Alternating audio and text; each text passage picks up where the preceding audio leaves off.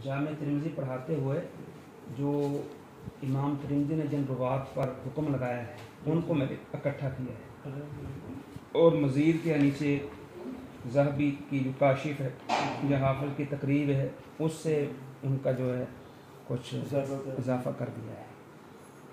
یہ تقریباً جو ہے یعنی اس کی جو میں نے رکھا ہے منہج جو ہے وہ تقریب و تہذیب والا ہے۔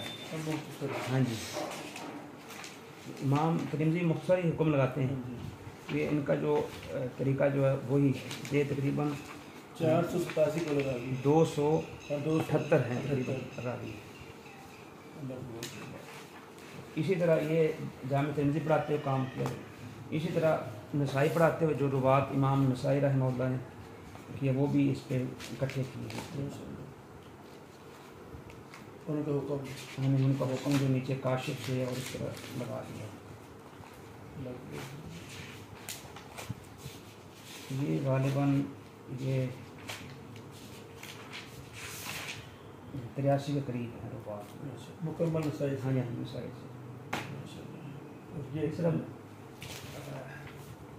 الوجیز پڑھاتے ہوئے محسوس ہوا کہ اس کی تہذیب ہونی چاہیے، تو پھر میں نے اس کی تہذیب جو ہے کی ہے، نیچے پھر کیا ہے کوئی تخریج کر دی عربی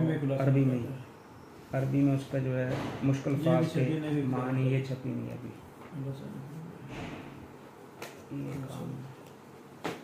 یہ بلاغت الواضحہ کا شروع حصہ جو ہے اردو میں اس کا جو ہے حل لغات اور ترجمہ، یہ بھی دوران تدریس تدریس کے دوران یہ جو کام کیے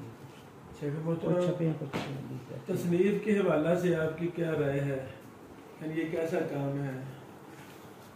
تصنیف کے حوالے سے یہ بڑا ببرکت کام ہے اور خالص نیت سے کیا جائے اللہ تعالیٰ اس میں بڑی برکتیں دیتا ہے، اور یہ ایک عالم کو زندہ رکھتا ہے، یعنی تعلیم ہے، اور اس کے بعد یہ کتاب ہے، یہ اس کے بعد جو لوگ آتے ہیں اس کو یاد رکھتے ہیں۔